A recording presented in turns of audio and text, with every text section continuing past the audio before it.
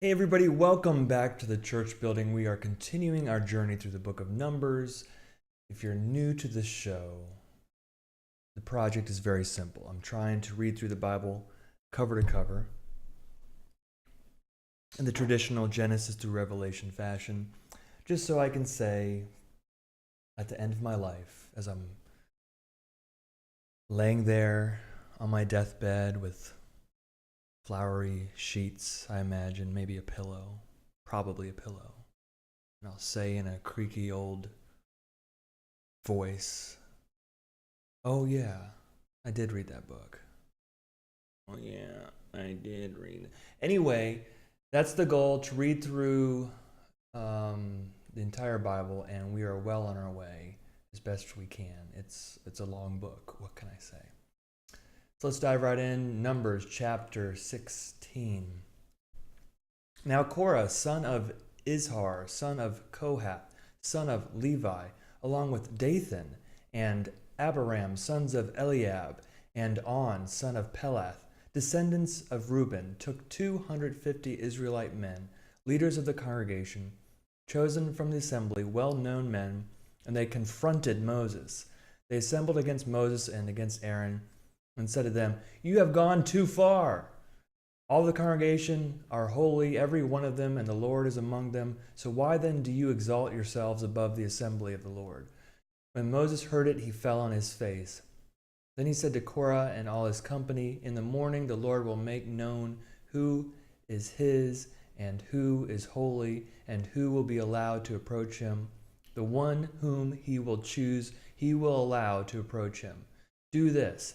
Take censers, Korah and all your company, and tomorrow put fire in them and lay incense on them before the Lord. And the man whom the Lord chooses shall be the Holy One. You Levites have gone too far." Then Moses said to Korah, "Hear now, you Levites, is it too little for you that the God of Israel has separated you from the congregation of Israel to allow you to approach him in order to perform the duties of the Lord's tabernacle, and to stand before the congregation and serve them? He has allowed you to approach him, and all the congregation, he has allowed, verse 10, he has allowed you to approach him and all your brother Levites with you, yet you seek the priesthood as well. Therefore you and all your company have gathered together against the Lord. What is Aaron that you rail against him?" Verse 12. Verse 12. Man, I'm being sloppy today. I'm sorry. Verse 12. Moses sent for Dathan and Abiram, sons of Eliab, but they said, "We will not come. Is it too little that you have brought us up out of a land flowing with milk and honey, to kill us in the wilderness, that you must also lord it over us? It is clear that you have not brought us into a land flowing with milk and honey, or given us an inheritance of fields and vineyards. Would you put out the eyes of these men? We will not come." Moses was very angry and said to the Lord, "Pay no attention to their offering. I have not taken one donkey from them, and I have not harmed any one of them." And Moses said to Korah, "As for you and all your company, be present tomorrow before the Lord, you and they and Aaron, and let each of you take his censer and put incense on it, and each one of you present his censer before the Lord, 250 censers. You also and Aaron, each his censer." So each man took his censer, and they put fire in the censers and laid incense on them. And they stood at the entrance of the tent of meeting with Moses and Aaron. Then Korah assembled the whole congregation against them at the entrance of the tent of meeting. And the glory of the Lord appeared to the whole congregation. It's pretty intense. Verse 20. Then the Lord spoke to Moses and to Aaron, saying, "Separate yourselves from this congregation, so that I may consume them in a moment." They fell on their faces and said, "O God, the God of the spirits of all flesh, shall one person sin and you become angry with the whole congregation?" And the Lord spoke to Moses, saying, "Say to the congregation, get away from the dwellings of Korah, Dathan, and Abiram." So Moses got up and went to Dathan and Abiram. The elders of Israel followed him. He said to the congregation, "Turn away from the tents of these wicked men and touch nothing of theirs, or you will be swept away for all their sins." So they got away from the dwellings of Korah, Dathan, and Abiram. And Dathan and Abiram came out and stood at the entrance of their tents, together with their wives, their children, and their little ones. And Moses said, "This is how you shall know that the Lord has sent me to do all these works. It has not been of my own accord. If these people die a natural death, or if a natural fate comes on them, then the Lord has not sent me. But if the Lord creates something new, and the ground opens its mouth and swallows them up with all that belongs to them, and they go down alive into Sheol, then you shall know that these men have despised the Lord." Verse 31. As soon as he finished speaking all these words, the ground under them was split apart. The earth opened its mouth and swallowed them up, along with their households, every one who belonged to Korah and all their goods.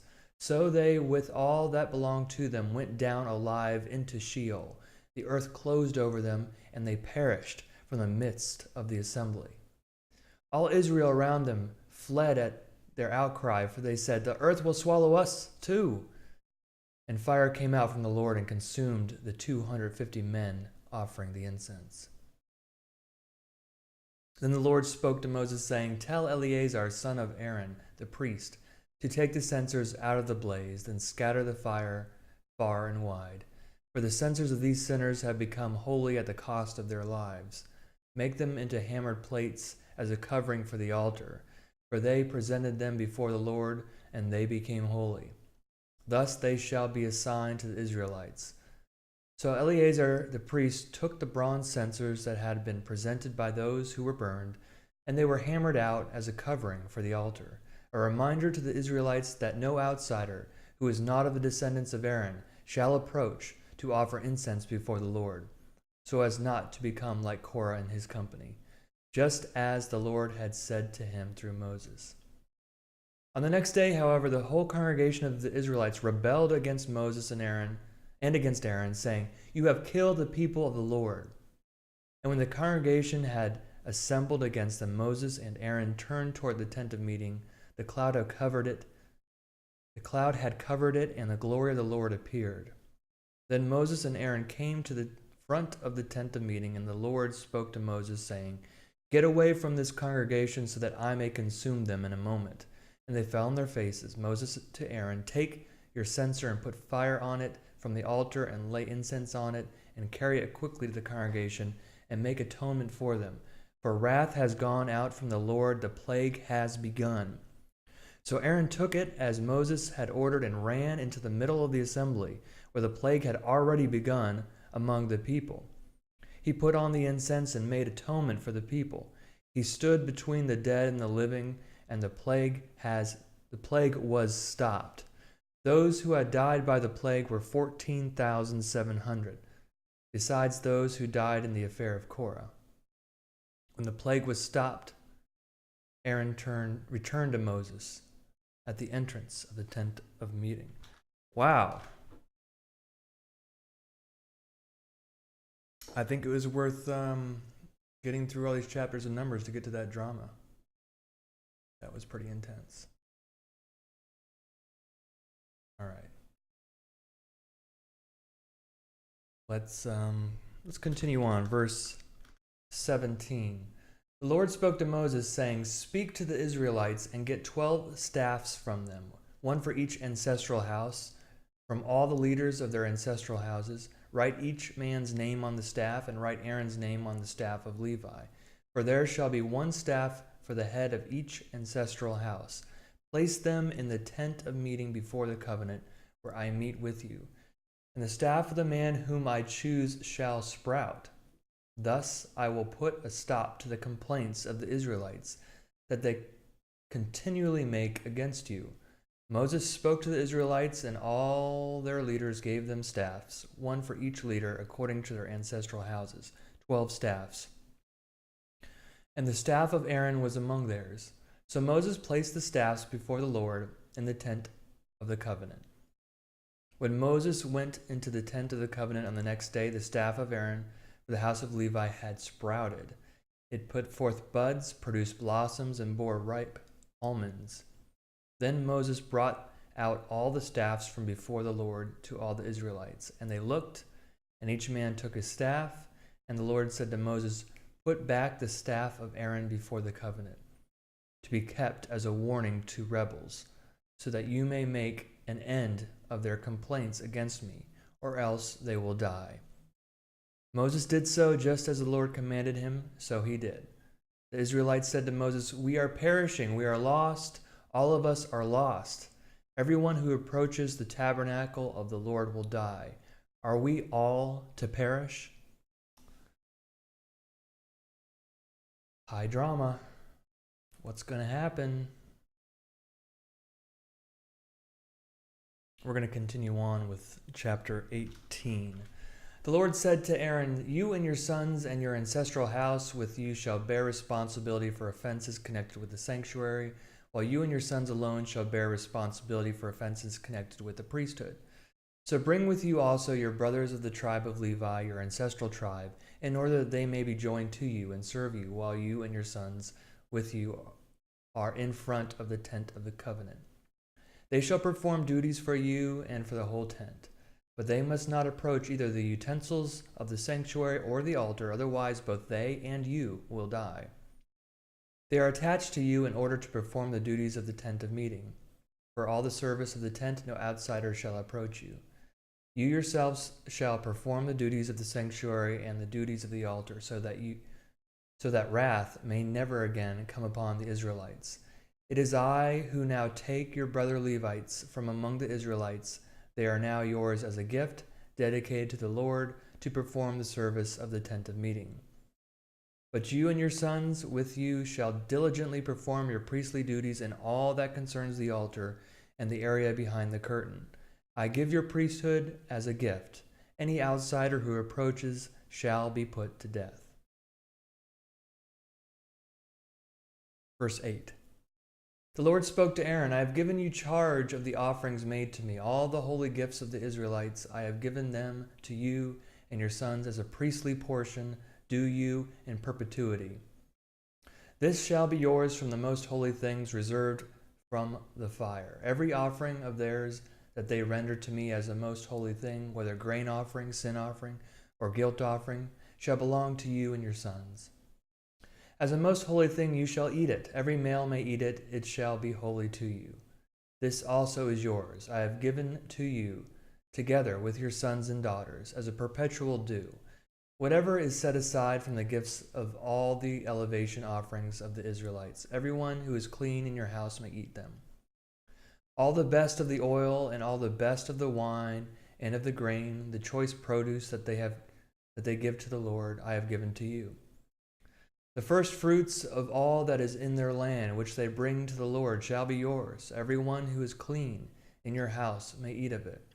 Every devoted thing in Israel shall be yours. The first issue of the womb of all creatures, human and animal, which is offered to the Lord, shall be yours, but the firstborn of human beings you shall redeem, and the firstborn of unclean animals you shall redeem. Their redemption price, reckoned from 1 month of age, you shall fix at 5 shekels of silver, according to the shekel of the sanctuary, that is 20 gerahs. But the firstborn of a cow, or the firstborn of a sheep, or the firstborn of a goat, you shall not redeem, they are holy. You shall dash their blood against the altar, and shall turn their fat into smoke as an offering by fire for a pleasing odor to the Lord. But their flesh shall be yours, just as the breast that is elevated, and as the right thigh are yours. All the holy offerings that the Israelites present to the Lord I have given to you, together with your sons and daughters as a perpetual due. It is a covenant of salt, forever, before the Lord, for you and your descendants as well. Then the Lord said to Aaron, you shall have no allotment in their land, nor shall you have any share among them. I am your share and your possession among the Israelites. Verse 21. To the Levites I have given every tithe in Israel for a possession in return for the service that they perform, the service in the tent of meeting. From now on, the Israelites shall no longer approach the tent of meeting, or else they will incur guilt and die. But the Levites shall perform the service of the tent of meeting, and they shall bear responsibility for their own offenses. It shall be a perpetual statute, because I have given to the Levites as their portion the tithe of the Israelites, which they set apart as an offering to the Lord. Therefore I have said of them that they shall have no allotment among the Israelites. Then the Lord spoke to Moses, saying, You shall speak to the Levites, saying, When you receive from the Israelites the tithe that I have given you from them for your portion, you shall set apart an offering from it to the Lord, a tithe of a tithe. It shall be reckoned to you as your gift, the same as the grain of the threshing floor and the fullness of the winepress. Thus you also shall set apart an offering to the Lord from all the tithes that you receive from the Israelites. And from them you shall give the Lord's offering to the priest Aaron. Out of all the gifts to you, you shall set apart every offering due to the Lord. The best of all of them is the part to be consecrated. Say also to them, when you have set apart the best of it, then the rest shall be reckoned to the Levites as produce of the threshing floor and as produce of the winepress. You may eat it in any place, you and your households, for it is your payment for your service in the tent of meeting. You shall incur no guilt by reason of it, when you have offered the best of it. But you shall not profane the holy gifts of the Israelites on pain of death. I'm trying to follow here. Is this a new thing now for the Levites? They can keep some of the offerings, like the stuff that isn't burned up, they can take it home and like eat hamburgers or something? Is this new? Could they not do that before? I can't remember. But that's their payment for the work that they do. On one hand, I'd say that's a pretty sweet job to be Levite. You get to do the tent of meeting work. You get the free grub. You might argue there's an awesome responsibility, potential for death. It's a high-risk job. If you screw it up, the earth is going to gobble you up, perhaps, or fire is going to come down from heaven. I'm just trying to think this through as like a common Israelite. Like, these guys are telling us what to do. We're giving them all our food. These bums. We're in the desert. What's going on here? I can picture that. I can picture being one of the cranky Israelites. I'm going to stop there for tonight. That was chapter 18. So we made it 16 through 18, I think.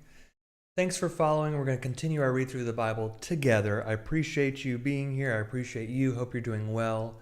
Hope you're achieving your goals and hoping you found peace in your life in some way through all the travails and pestilence and blah, blah, blahs of life. Thank you once again. See you next time.